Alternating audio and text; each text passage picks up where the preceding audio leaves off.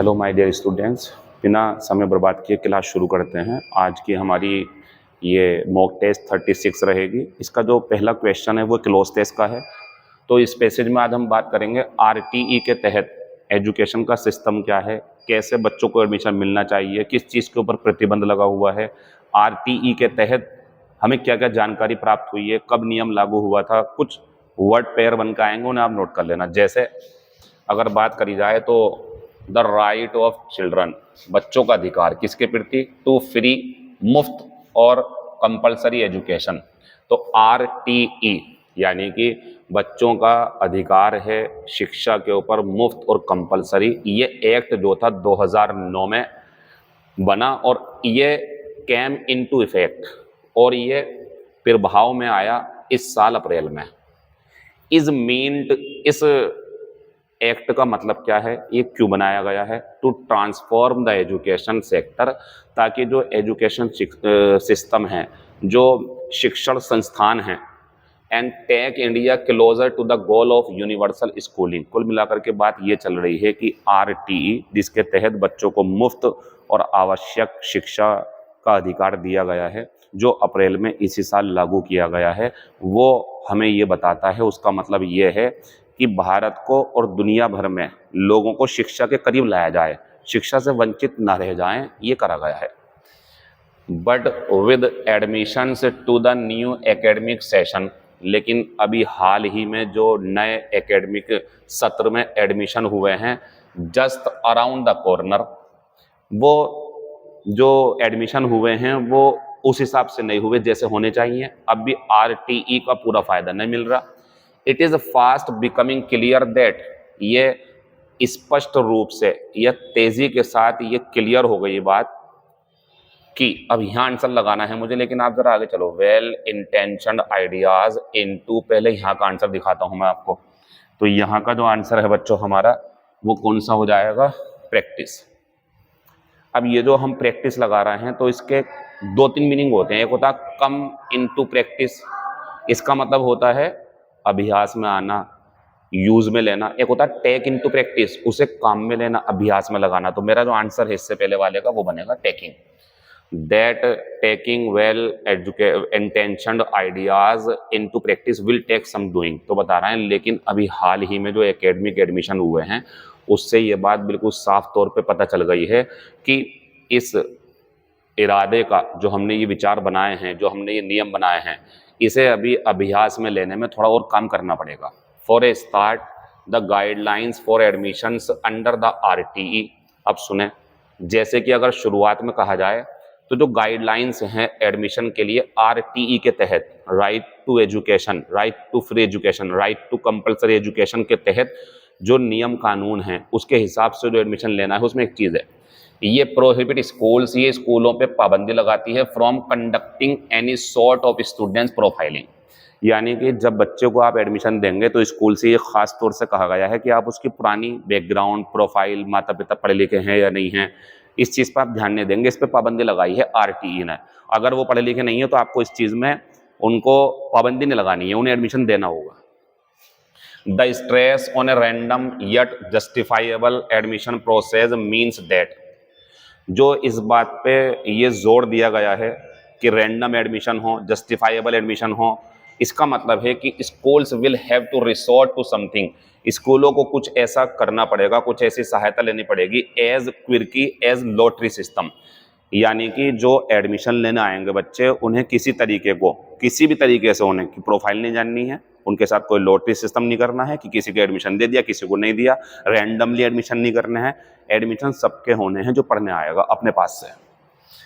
However leaving admission to a good school, बता रहे हैं हाउ, फिर भी एक अच्छे स्कूल में एडमिशन छोड़कर टू प्योर और चांस, अभी बताऊंगा क्यों आ रहा, will only insensitivise manipulations defeating the very essence of RTE। इसे सुनो जरा आप, defeating the very essence of RTE, यानी कि अगर कोई बच्चा अच्छे स्कूल में एडमिशन लेना चाहता है और वो वहाँ एडमिशन ना ले पाए, तो फिर तो ये जो RTE है या उसका एडमिशन लेना वहाँ पे पूरा एक मौका हुआ, बस एडमिशन मिल गया तो ठीक है, वरना कोई बात नहीं। तो ये जो चांस है, सिर्फ श्योरिटी जो नहीं है इसके अंदर, तो इससे तो फिर आरटीई का महत्व खत्म हो जाएगा। तो इसलिए वो जो चांस है प्योर विल ओनली इनसेंसिटिवाइज मैनिपुलेशंस। ये तो सिर्फ बहानेबाजी या बातों को घुमाना फिराना होगा।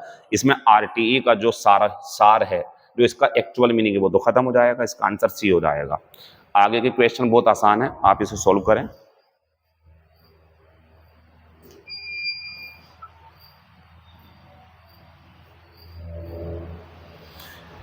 बच्चों इन्फॉर्म का सिनोनियम पूछे हैं, इसका मतलब होता है सूचना देना। बड़ा आसानी से एकदम से हम ये खत्म कर देंगे, क्योंकि हमें टाइम देना नहीं है ज़्यादा, जिसको ज़रूरत है उसे देंगे। आंसर है अप्राइज। अच्छा, अगर इवेल्युएट की और अप्रेज की बात करूं तो ये सिनोनियम है। इसका मतलब होता है मूल्यांकन करना, आकलन करना, कितना खर्चा आएगा, क्या होगा, मूल्यांकन करना। इसका एक सिनोनियम और है एसेस। इसका एक सिनोनियम और है एसेस, जज भी बन जाएगा इसका सिनोनियम, जज करना, ये इसका होगा। ठीक है ना। आंसर 6 का दूसरा है। फिर आते हैं pledge given by a prisoner. इस पर ध्यान दो आप। To return after a temporary release. बच्चों जब कोई व्यक्ति जेल में बंद होता है, उसके अच्छे व्यवहार, या वो सेलिब्रिटी है, या उसके माँ बाप मर गए हैं, या कोई मर गया, तो उसे जेल से थोड़े समय के लिए मुक्ति दे दी जाएगी, 1-2 दिन के लिए। साइन करके जाएगा कि मैं वापस आऊंगा। वो जो वापसी वाला है, उसके लिए आंसर कौन सा आएगा हमारा, पैरोल। ये बेल जो होती है ये अलग होती है, ये जमानत होती है। ये पैरोल जो है ये अलग चीज है। ये व्यक्ति को तब दी जाती है जब वो थाने में होता है, उसे सिद्ध नहीं किया गया कि वो दोषी है या आरोपी है, ये तब की है, पहली बार में जो होगी। लेकिन जब वो जेल चला जाएगा, दोष हो जाएगा सिद्ध उसके ऊपर, वो अपराधी है जो भी है, या डकैत है, या चोर है, या मर्डरर है, तो उसके बाद जब वो जेल में जेल काट रहा होगा, तो वहां से जो आते हैं थोड़े समय के लिए, तो वो पैरोल पर आते हैं। यही तो है रिटर्न, कि मैं वापस आ जाऊंगा, थोड़े दिन को जाने दो, तो ये होती पैरोल। फिर आते हैं शी क्विकली डॉन्ड। बच्चों ये डॉन जो है ना, वैसे तो ये डॉन एक डकैत टाइप के जो होते हैं, जो बदमाश होते हैं, उनके लिए आता है, लेकिन डॉन का मतलब यहाँ पे वर्ब के रूप में बच्चों वियर होता है, पहनना। तो हमारा जो सिनोनियम है वो कौन सा है बच्चों, दूसरा। One of the underlined words is miss spelled. निम्नलिखित शब्दों में से एक मिस स्पेल्ड है। आजकल ऐसी भी एरर आ रही हैं। फाइंड एंड मार्क इट, ढूंढो और निशान लगाओ। इफ इट नॉट, अगर ऐसा नहीं है, then go to no answer. तो बच्चों हमें एरर नहीं बतानी, हमें स्पेलिंग चेक करनी है। इसमें लिखा हुआ ना, हमें इसे चेक करना है, और हमें इसे चेक करना, और हमें इसे भी चेक करना। नहीं है तो फिर चले जाएंगे नो एरर पे।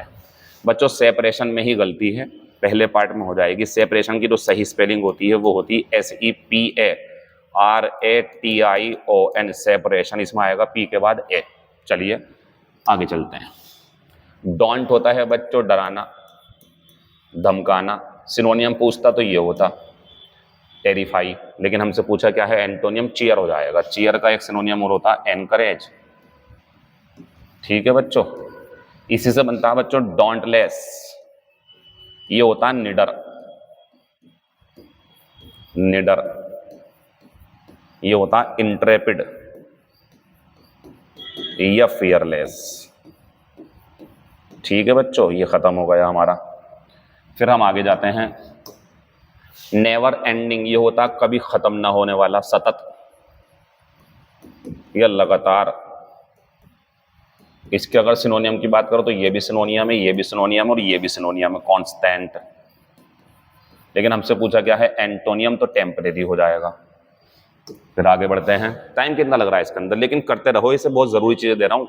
बाकी जब आप पेपर देने जाओगे, पेपर में चीजें मिलेंगी, तब आपको एहसास होगा कि मैंने क्या पढ़ाया था आपको।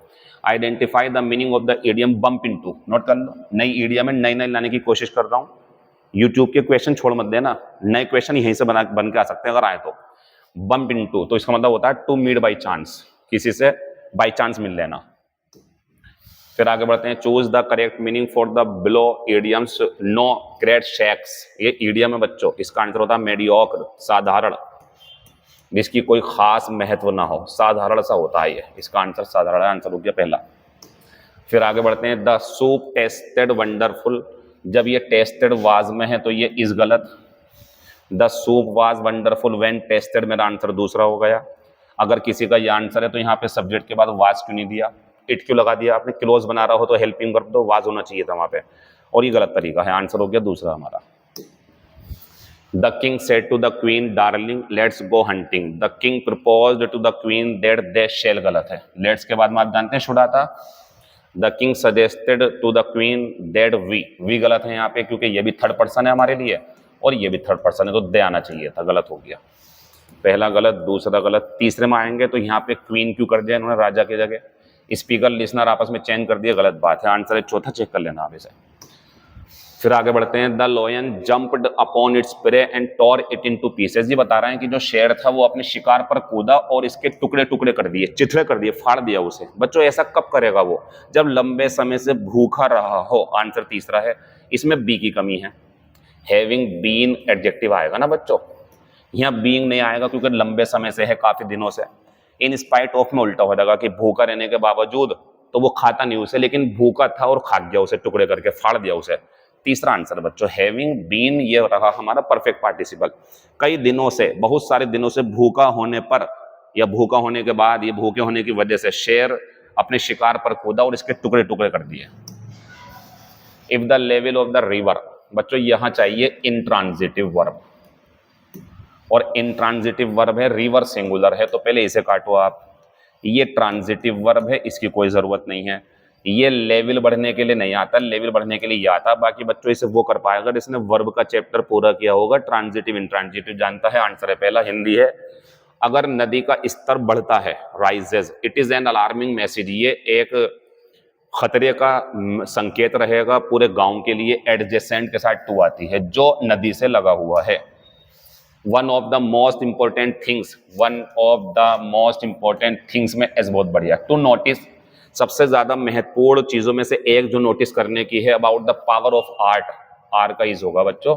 आप जानते हैं ये पूरा सब्जेक्ट था हमारा इतना, और जब ये पूरा सब्जेक्ट तो हेल्पिंग वर्ब किसके हिसाब से आएगी, वन ऑफ में सिंगुलर आती है, इज हो रहा है। Is the way in which great works continue to exert their influence through the ages. तो ये बता रहा है सबसे महत्वपूर्ण चीजों में से एक चीज जो नोटिस करने की है आर्ट की ताकत के, जो कला है उसकी ताकत के बारे में, वो ये है कि जितनी भी चीजें इन काम से हुई हैं वो अपना प्रभाव कई सालों से, कई युगों से रखती आ रही हैं। आंसर बच्चों हमारा आर का इज होगा, यानी कि गलती कौन से पार्ट में, हमारे बी पार्ट में। आगे चलते हैं फिर बच्चों। Find out the wrong one from the given pairs. Nephrologist kidney का डॉक्टर होता, सही है। आंसर नहीं है, हमें बताना रॉन्ग। पेडिट्रिशियन होता है चाइल्ड आई डिजीज, बढ़िया है, चाइल्ड बच्चों की बीमारियों का। डर्मेटोलॉजिस्ट होता है स्किन डिजीजेस का, बढ़िया है। लेकिन जेरोंटोलॉजिस्ट होता है बच्चों ओल्ड पीपल डिजीज, और फीमेल का क्या होता है, गाइनकोलॉजिस्ट, गाइनकोलॉजिस्ट। तो आंसर हमारा कौन सा हो गया, चौथा। ये जो थे हमारे सही थे, हमारा आंसर कौन सा हो गया, डी होगा, क्योंकि गलत बताना था हमें, ये गलत था। आगे बढ़ते हैं बच्चों। Find out the pair which is different from others. मैंने ये कहा गलत, मैंने कहा जो दूसरों से अलग है। बता दूं आपको, ये सिनोनियम है, नोट कर लेना। ये होते हैं आशावान, जिन्हें उम्मीद होती है, सिनोनियम है, दो सिनोनियम मिल गए आपको। ये सिनोनियम है एक दूसरे के। ये होते हैं उदासीन, जिनके ऊपर सुख दुख का असर न पड़े। टार्निश और ये एंटोनियम है, बस ये आंसर है, क्योंकि ये भी सिनोनियम है। ये कोलाहल होता है, हमें बताना था जो अलग हो, अलग यानी कि तीन से अलग। तो ये सिनोनियम, ये सिनोनियम, ये सिनोनियम, ये एंटोनियम। टार्निश होता बुरा कर देना, बिगाड़ देना, धब्बे लगा देना। ब्राइटन होता चमकाना। आंसर हो गया तीसरा। जो बाकी है उनके सिनोनियम याद कर लेना। फिर आगे बढ़ते हैं। The ground blank as the bomb exploded. बच्चों जब कहीं पर बम फटता हो, भूकंप आता हो, तो वो जमीन हिलने लगती है, वो हिलना यही तो है, बाकी किसी की जरूरत नहीं पड़ेगी यहाँ पे। ये क्वेल चिल्लाना होता है, ये क्वेस्ट ढूंढना होता है, ये क्वेल, इसका मीनिंग देख लेना, ध्यान नहीं है थोड़ा सा। फिलहाल चौथा आंसर है इसका। फिर आगे बढ़ेंगे, बढ़िया सवाल है, देखिए। They will attend the marriage. बच्चों विल है तो सबसे पहले काटूंगा मैं किसे बच्चों, इसे। जब ये वेदर परमिटेड है, गलत बात है। फिर आता सर ये लगा लो, तो वेदर के बाद डज होना चाहिए था, यहाँ पे डज, डज की कमी है यहाँ पे। फिर बात आती ये लगा लो, तो यहाँ पे इफ की कमी है। फिर बात आती ये लगा लो, यही तो आंसर है, नोट कर लेना। वेदर परमिटिंग, ये ईडियम है, एक पेयर है। Weather permitting is equal to, इसके बराबर होता है इफ वेदर परमिट्स। जब आपको लगे कि आपको अपने क्लोज में कंडीशनल सेंटेंस में ये चाहिए, इफ वेदर परमिट्स, ये मिल जाए तो ठीक है, वरना इससे काम चलाएंगे। तो weather permitting is equal to if weather permits. Note कर लो, ये आपके लिए शायद नई बात हो। अगर हिंदी सुन लो, अगर मौसम ने अनुमति दी, अगर मौसम अच्छा रहा, तो हम जो है शादी अटेंड करेंगे, ये इसका मतलब है कहने का। फिलहाल सुन लें, यहाँ गलत क्या था, यहाँ पे इफ की कमी थी, यहाँ डस की कमी थी, यहाँ पे इफ की भी कमी थी और बच्चों डिड भी गलत था, यहाँ पे गलत, ये भी गलत, ये भी गलत। पहला आंसर है, ये नहीं होता तो फिर ये होता इफ वेदर परमिट्स। ये दोनों इज इक्वल टू होते हैं, आपको पेपर में इनमें से एक मिल जाएगा, ये बढ़िया है एकदम, बिल्कुल ध्यान रखना। फिर आगे बढ़ते हैं, take care of your belongings. Take care के बाद में ऑफ योर बिलोंगिंग्स नाउन है, एस बढ़िया लगा हुआ, नहीं होता तो गलत होता, सही है ये। और अन्यथा यू विल, ये लॉस गलत है बच्चों, ये लॉस तो नाउन है, हमें चाहिए वर्ब, विल के बाद में वर्ब, ये लॉस नाउन होता है।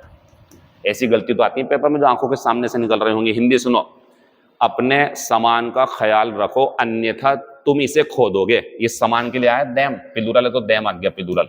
इट नहीं लगा सकता मैं यहाँ पे, ये भी ध्यान रखना, इट होगा यहाँ पे तो गलत होगा क्योंकि वो बिलोंगिंग्स हैं, बहुत सारा सामान है। आंसर जो है हमारा वो सी पार्ट में है, आंसर हो गया दूसरा।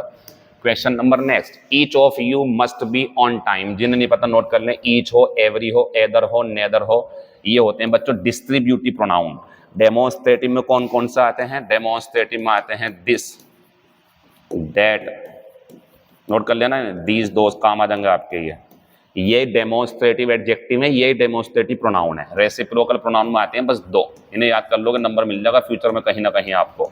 वन अनदर और ईच अदर, ये दोनों रेसिप्रोकल प्रोनाउन है। फिलहाल दूसरा आंसर हो गया। लास्ट क्वेश्चन आ गया, बढ़िया सवाल है। Your late arrival we had to miss the train. हमारी ट्रेन जो है वो छूट गई या हमें ट्रेन मिस करनी पड़ी। एक बात बताओ, हमें ट्रेन मिस करनी पड़ी तुम्हारे देर से आने के बावजूद, गलत बात है।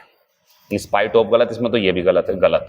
अब तुम्हारे देर से आने के बजाय या तुम्हारे देर से आने की वजह से, तुम्हारे देर से आने की वजह से हमें ट्रेन मिस करनी पड़ी, खत्म हो गए। 25 क्वेश्चन थे आज के। ये वीडियो मैंने कम टाइम में कम से कम 25 बेहतरीन क्वेश्चन आज तक पहुंचाए हैं। दूसरी वीडियो कल मिलेगी, 50 मॉक टेस्ट का इरादा है। मैराथन क्लास भी बनाने की पूरी कोशिश है। अभी थोड़ी परिवार में बीमारी वगैरह चल रही है मेरे कजिन वगैरह में, तो इसलिए थोड़ा बिजी और डिस्टर्ब चल रहा हूँ। बाकी मैं जल्दी ही वापसी मैराथन क्लास लाऊंगा आपके लिए। और मैंने आपसे बोला था कि जुड़ गए अगर आप हमसे तो हम आपको फायदा ही पहुंचाएंगे, कोई नुकसान नहीं होगा। लगता है नुकसान है तो अनसब्सक्राइब कर दें।